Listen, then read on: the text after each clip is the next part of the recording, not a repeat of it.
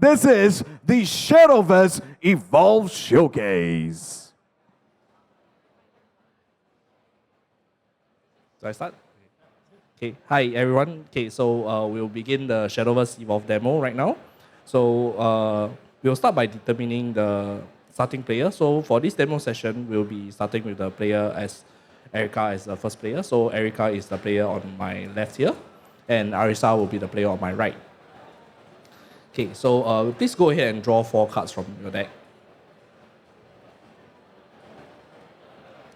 Okay, so your starting hand is 4 cards regardless of whether you are going first or second. And at this point, we'll be able to perform a mulligan, which is to put all your cards to the bottom of your deck in any order that you want and redraw 4 cards.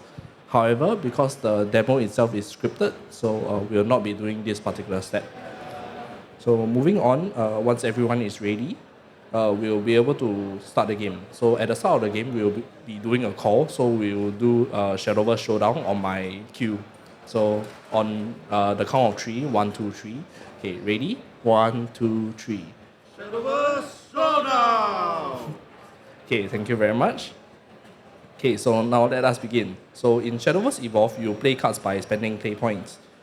So you can refer to the numbers on the right side of the playmat. For normal games, we'll be starting at 0, and the columns, the number in the blue column represents your maximum number of play point, and the numbers in the green column represents the number of remaining play points that you have. So for the sake of this demo, we'll be starting at 3 instead. At the start of each of your turn, you will gain 1 maximum play point, and the number of remaining play points will always be recovered to the maximum number. So please go ahead and set your remaining maximum play point to 4 and the remaining play points to the same number. Okay, once that is done, let's continue. So you can look at the cards in your hand for a card named Quick Blader. So Quick Blader is a follower card. You can identify it by looking at the cost on the top left-hand corner of the card, followed by the blue and red numbers at the bottom left and right-hand corner of the card as well. So, yep. To play a follower from your hand, you can go ahead and play the play point using your remaining play points in the green column. In this case, Quick Blader is 1, so you reduce your maximum remaining play point from 4 to 3 to indicate that you paid 1 cost for Quick Blader, and go ahead and put out the Quick Blader onto the field. So normally, followers cannot attack on the turn that they enter. However, Quick Blader has a special ability called Storm, which allows it to attack enemy followers or leaders on the turn that it entered. In this case, since there's no enemy followers on the field, let's go ahead and declare for attack on your enemy leader. So repeat after me. I declare attack on your leader with my Quick Blader.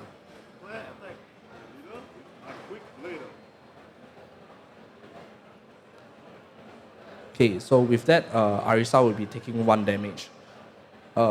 So the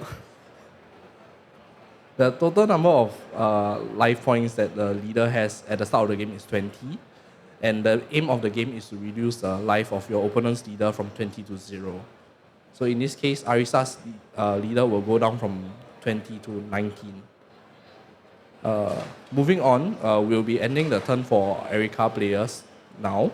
So we'll enter Arisa's player's turn. So go ahead and increase your maximum play point by 1. Set your remaining play points to the same value and draw a card. So note that only the second player on the first turn will start drawing cards. Okay, once that is done, go ahead and search your hand for a card named Waltzing Fairy and play it out from your hand. So Waltzing Fairy is a follower with the ability line that says F, followed by a circle L, followed by the ability text, put a fairy token into your EX area. So what this means is the circle with the letter F in it stands for fanfare, and it's an ability that activates when the follower is placed onto the field. The circle with the letter L inside it indicates a last word ability, and it activates when the follower is put from the field into the cemetery. So with this, we'll be putting a fairy token into the EX area. So the EX area, you can consider it as a second hand for a specialized area for your tokens. So in this case, the fairy token will be put inside it. And to play cards from your EX area is the same as though as you play cards from your hand. So let's go ahead and play out the fairy token. So reduce your remaining play points by 1 and move the fairy token out from your EX area onto the field. Now, as mentioned in the previous turn, followers cannot attack on the turn that they are played. So in this case, both Waltzing Fairy and Fairy cannot attack. So we'll go ahead and end our turn here. So moving back to Erica's player's turn, go ahead and refresh your followers, which is to put it back to the upright position. Increase your maximum play point by 1 and recover your remaining play points to the maximum number, then draw a card. Okay, now we'll be playing a card named Angelic Sword Maiden from your hand. So go ahead and search your hand for a card named Angelic Sword Maiden and play it out by paying the appropriate play point cost. Okay, once that is done, we'll go ahead and declare attack with Quick Blader. So Quick Blader currently still does not have any other targets to attack, so you can go ahead and attack your opponent leader with it. I attack your leader with my Quick Blader. Okay. And with that, we are ready to end our turn. However, let's take a look at Angelic Sword Maiden's ability. Angelic Sword Maiden has an ability called Ward, which allows it to be put into the engaged state and causes your opponent's followers to redirect their attacks toward itself. What this means is, as long as a follower with Ward is on the field, you cannot attack other engaged followers or your opponent's leaders. So let's go ahead and put its Ward ability to use by engaging Angelic Sword Maiden and ending our turn. So moving back onto the Arisa player's turns. So go ahead and refresh your follower, increase your maximum play point by 1 and recover to the same number, and after that draw a card. So now we have a pretty annoying follower on our opponent's field. Let's think of a way to get rid of it. Search your hand for a card named Rose Gardener and play it out by playing the appropriate play point cost. Okay, so Rose Gardener costs 3, so the remaining play point should be at 2. Now we can take a look at the ability text of Rose Gardener, which is a circle E followed by a circle 1, followed by the text, evolve this follower. So what this means is this follower can be evolved into a stronger version of itself by playing the appropriate cost. So over at the side of the playmat, you will notice that there are 3 cards with the yellow orbs. So these are evolution points that can be used towards paying the cost for evolving follower. Note that you can only play 1 evolution point per turn, and you can only evolve 1 follower on each turn. So go ahead and flip one of the evolution point face down to indicate that it has been used. Now you can search your evolve deck over at the side of the mat for a card named Rose Gardener and put it directly on top of the Rose Gardener that you have just played. This will indicate that the Rose Gardener has evolved, and you can now resolve the on-evolve ability. So on evolve, Rose Gardener allows you to select an enemy follower and return it to its owner's hand. In this case, go ahead and select the Angelic Sword Maiden to be returned to your opponent's hand. Okay, with the pesky Ward follower out of the way, let's go ahead and attack.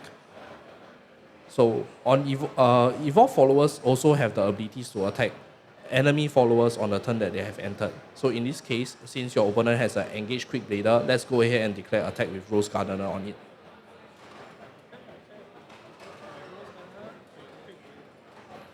Okay, how combat in this game works is that both the attacking and defending followers will deal damage to each other at the same time. And if the damage dealt to the follower's health is greater than its current health, it will be destroyed and put to the cemetery. In this case, Quick Blader will deal 1 damage to Rose Gardener, and Rose Gardener will have -1 to its 4 health. Rose Gardener will deal 4 damage to Quick Blader, and Quick Blader will be reduced to 0 health and be put into the cemetery by this attack. Once that is done, we can go ahead and attack with the Waltzing Fairy next to your enemy leader.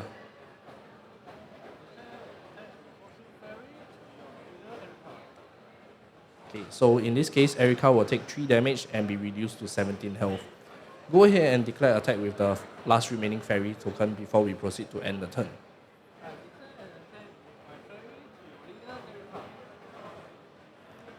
And with that, we have ended Arisa's player's turn and we will be moving back to Erica's player's turn. So please go ahead and increase your maximum play points by 1, set your remaining play points to the same number, and draw a card. Okay, over here we'll be evolving follower on our end as well. So go ahead and search your hand for a card named Floral Fencer and play it out. So you might have noticed that the first player does not have any of the yellow orbs on their side. This is because the yellow orbs are only given to the second player. However, you can still pay for the evolution cost by using play points. So in this case, the Floral Fencer's evolution cost is 1 play point. Go ahead and pay 1 play point from your remaining play point to evolve Floral Fencer. On evolve, Floral Fencer allows you to summon a Knight and a Steelclad Knight token onto the field. So in this case, go ahead and search your token deck for a Steelclad Knight and a Knight token to be placed onto the field. Now we'll be declaring attack with our Floral Fencer.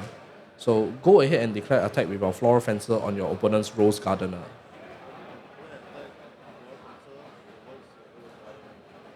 In this case, both followers will deal 4 damage to each other at the same time and will be destroyed. When evolved followers are destroyed, the evolved version of the card is put back to the evolved deck in face up, and the unevolved version is put to the cemetery. Since there are no other followers that can attack, let us proceed to end the turn. Moving back to Arisa's player's turn. Go ahead and increase your maximum play point by 1, reset your maximum play point, remaining play point, refresh your followers and draw a card. Okay, now we will be playing something other than follower. Go ahead and search your hand card for a card named Fairy Circle and play it out. So Fairy Circle is a 1 play point card that allows you to put 3 fairy tokens into your EX area. So as Fairy Circle is a spell card, once the ability has been resolved, it will be put into your cemetery. And since we have remaining play points, let's go ahead and play out the 3 fairy that has been put into the EX area.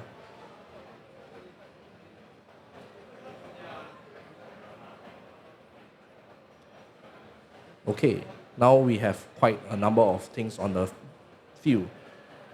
I know that you are interested in playing more cards onto the field right now, but at this point, I will need to let you know that, unfortunately, the maximum number of cards that can be on the field at the same time is 5 cards. Since we have hit the maximum number of cards onto the field, let us proceed to attack with our followers.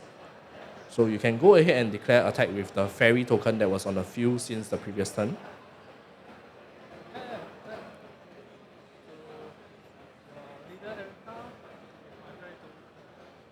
Okay, Erica players, we are not going to take that lying down, are we?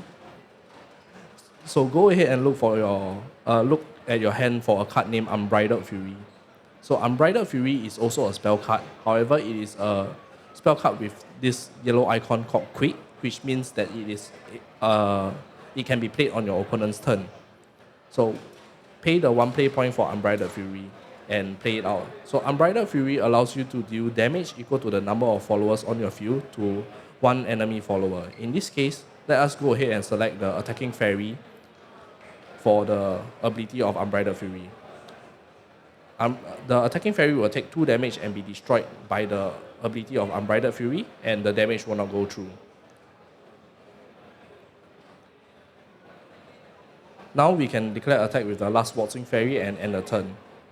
With that, we'll be approaching the end of the demo session. Yep.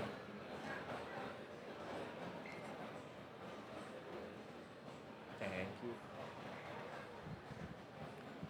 Okay, so that will be the end of the demo session. For more details, you can check out the demo session at the back where they will actually teach you the full demo for Glory Finder. Thank you.